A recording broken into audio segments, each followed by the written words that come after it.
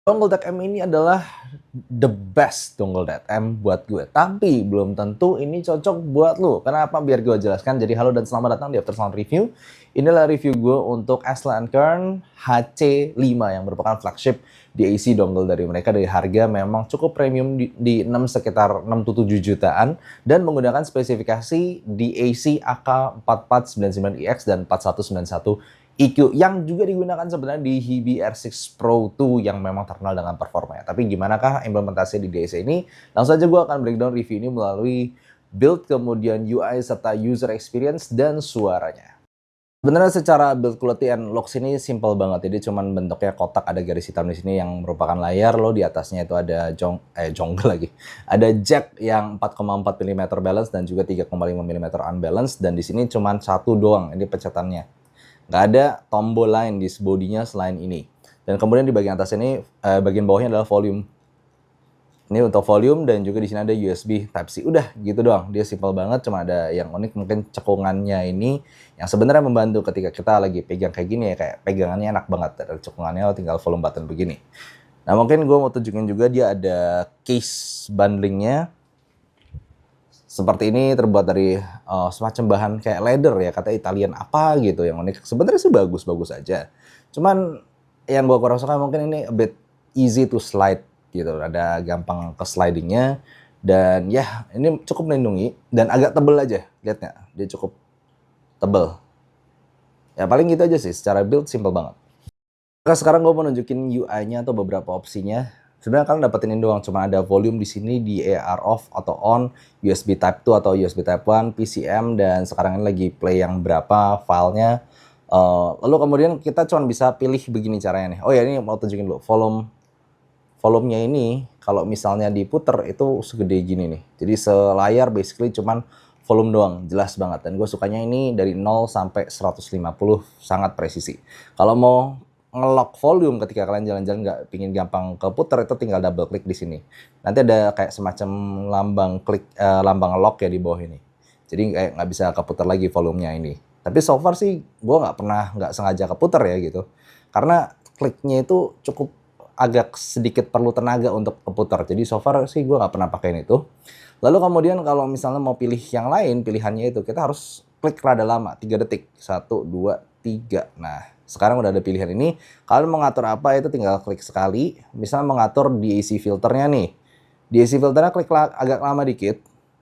Lalu misal klik aja satu kali. Mau pilih DAC filter yang mana? Kalau udah pilih ya udah, baik lagi. Nah, udah gitu doang. Jadi pilih untuk milih dan untuk segala macamnya itu cuman satu klik doang di sini, cuman ada satu tombol. Tinggal pencetannya mau 2 kali, mau rada lama, atau mau sekali doang. Pilihannya cuman gitu doang. Mungkin simple tapi ya pertama-tama mungkin agak loh ini gimana cara ngaturnya karena tombolnya cuma satu. Secara user experience sebenarnya kalau kita ngomongin pure dongle aja, dengan kata lain penggunaan ini untuk dibawa jalan-jalan dan dipakai secara simple, sebenarnya gue ada conflicting nih. Satu, gue pro-nya itu adalah gue suka bagaimana dia itu walaupun gede tapi kayak friendly di tangan gitu, genggamannya tuh enak karena ada cekungan di pinggir-pinggirnya itu, jadi ngatur volume juga enak langsung di jempol begitu ya. Tapi nggak bohong juga, at the same time ini untuk ukuran dongle cukup gede, jadi gue nggak suka kalau misalnya ada beberapa dongle yang gue bisa bawa masukin celana, lalu gue sambil dengar gitu. Kalau ini gue nggak bisa masukin celana karena gimana pun kayak bakal terlalu dangling, atau walaupun misalnya dikaitin nanti sama sesuatu gitu ya, tetap ini besar, jadi lumayan mengganggu dan bakal nonjol.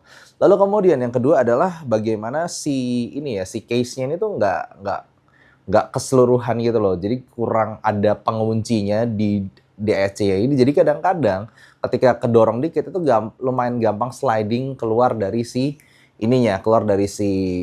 deck dongle-nya ini. Jadi gue agak ngerasa walaupun casingnya ini bagus, cuman secara penggunaan agak gampang lepas.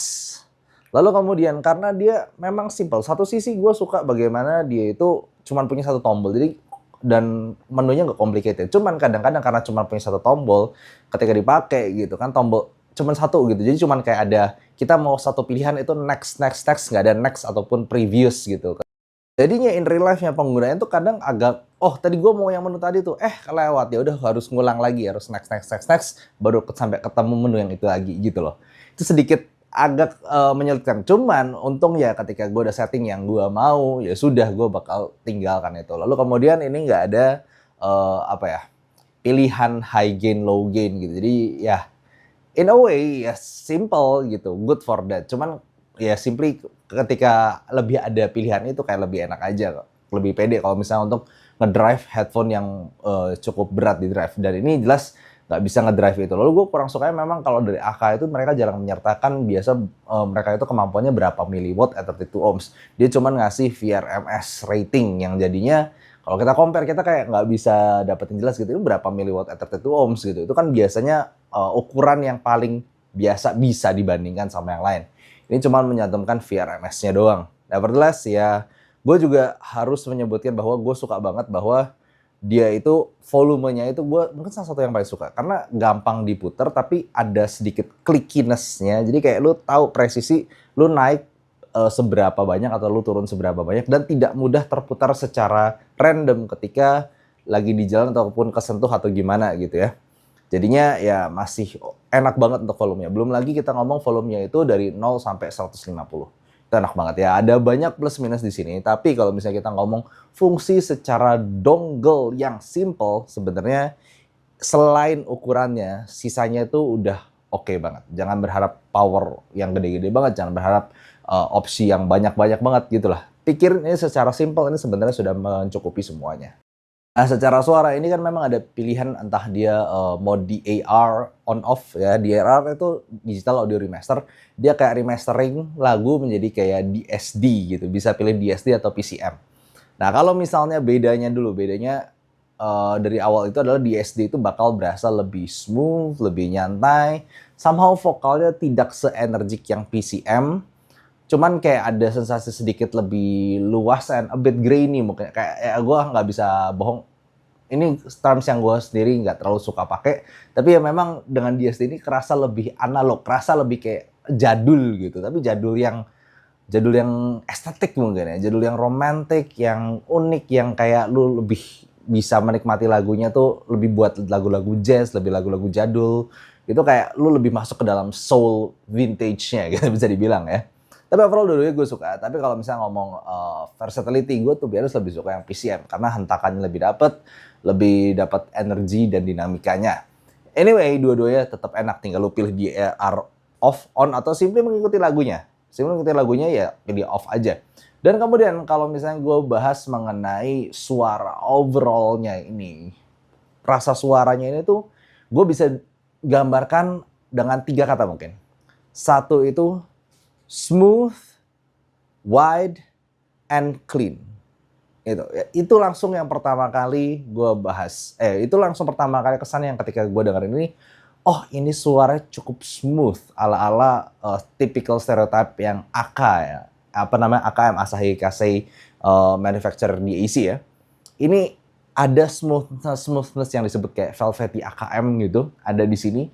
Tapi luas banget. Entah ayam apa yang gue coksin langsung berasa kayak ekstra lebih luas.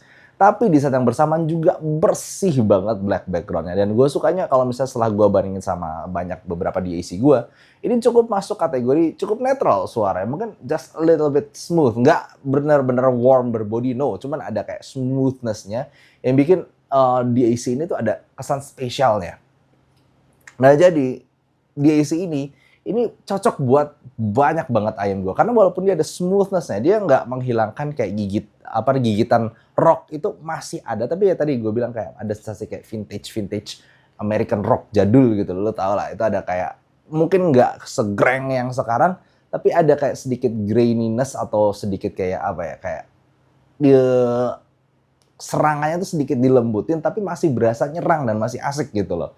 Jadinya gue masih bisa mengkategorikan DAC ini sebagai all-rounder karena gue denger banyak lagu, gue gak ada protes di sini. Bahkan semuanya berasa lebih luas dan lebih bersih dan sedikit tadi ada smoothness-nya itu. So far ya simply ini DAC yang at least buat gue itu dengerin langsung, wah gila ini beda banget sama DAC lain in a good way dan versatile. Gampang dikasih lagu apa tetap enak. Ditambah lagi ya simply dia gampang penggunaannya ini, jadi kayak gue kayak mendengarkan sesuatu yang simple, tapi suaranya tuh bisa megah, mewah banget. Dan kalau misalnya ditanya, apakah ini mirip sama Estland Kern ya? Estland Kern yang gue pernah nyoba sebelumnya, sebenarnya enggak loh. Suara ini somehow lebih velvety, smooth, lebih unik. Bahkan gue ini salah satu yang bisa dibilang beda daripada sensasi Estland Kern lain yang gue pernah coba ataupun gue pernah review. Ini yang paling velvety, smooth, tapi megah luas di saat yang bersamaan. It's something. Dan kalau misalnya gue ngomong sama beberapa DAC lainnya, ini sebenarnya nggak ada mengingatkan sama apapun. Karena kalau misalnya dibilang di iBasso DC Elite, beda. Lalu kalau misalnya yang Swanwoo gitu juga beda gitu. Jadinya kayak, maksudnya ya, ini something different yang mesti lu coba karena segitu spesialnya dan segitu uniknya. Sama satu lagi yang bakal tanya pasti gimana dengan iBasso DC Elite. DC Elite sebenarnya suaranya juga megah, juga bersih, juga mewah. Cuman bedanya kalah megah dan kalah smooth sama si HC5 ini. Tapi penggunaan utama yang bikin gue to be honest tidak terlalu suka sama DC Elite ya. Udah lihat ya bagaimana DC Elite itu step volumenya tuh cuman dikit. Lalu ngatur volumenya tuh agak nggak enak dan juga nggak ada layar. Dan ini AKHC5 itu jauh lebih gampang untuk atur volumenya. Buat penggunaan gue 150 volume dan cukup presisi, itu sangat enak digunakan sehari-hari. Sedangkan DC Elite ketika gue gunain, aduh itu gue berapa kali tuh kesel, aduh kok step volumenya tuh gede banget, tiba-tiba step volumenya kecil banget, lalu mesti yang plus minus dB-nya kan ada pengaturan tombolnya sendiri. Intinya sih ribet dan kurang praktis walau waktu gue gunain di perjalanan gue. Ini jauh lebih gampang, jauh lebih oke, walaupun ukuran sama-sama cukup besar untuk dongle, tapi pengaturan dan penggunaan aslinya nih praktisnya, this is much better. Intinya aja nih ya, kalau lu mau sound quality the best versi Aftersound, at least di video sekarang, tanggal sekarang, dari semua gue pernah coba, ini jawabannya. Dia ada sensasi smoothness-nya, sensasi beningnya, sensasi luasnya, itu mantap banget. Tapi kalau kalian nyari fitur, ini minim banget. Powernya nggak gede-gede banget dibanding beberapa kompetitor yang udah sampai tinggi banget, udah nggak bisa dengan mudah drive headphone, lalu ada application dan segala macamnya yang banyak banget opsinya. Ini enggak. Ini simple, keep it simple. Cara untuk opsinya pun agak ribet sedikit, tapi setelah dipakai ya udah lu kayak lupain aja gitu. Karena ya ini cuman buat dipakai sehari-hari, sesimpel colok udah nggak perlu ngatur apa-apa gitu kasarnya. Cuman up and volume down doang. Nah, jadi perhatikan baik-baik. Kalau kalian cari fitur, dongle, ataupun mencari power, ya simply jangan ke sini. Tapi kalau kalian mencari sound quality, ya rasanya ini yang the best yang gue bisa bilang sekarang. Jadi gitu aja. Thank you for watching and see you next time. Dan seperti biasa, kalau kalian pengen beli sendiri, gue kasih link pembelian di keranjang. Bye. Kalian pengen lihat sharing pengetahuan gue dalam bentuk tulisan, bisa follow Facebook gue. Ataupun kalian pengen lihat perjalanan sehari-hari gue, ataupun foto-foto cantik, bisa follow Instagram gue. Ataupun kalian pengen gabung ke komunitas audio dan juga banyak-banyak ngobrol sama teman dan banyak interaksi lainnya, bisa juga gabung Discord gue. Semuanya gue kasih di link di description di bawah.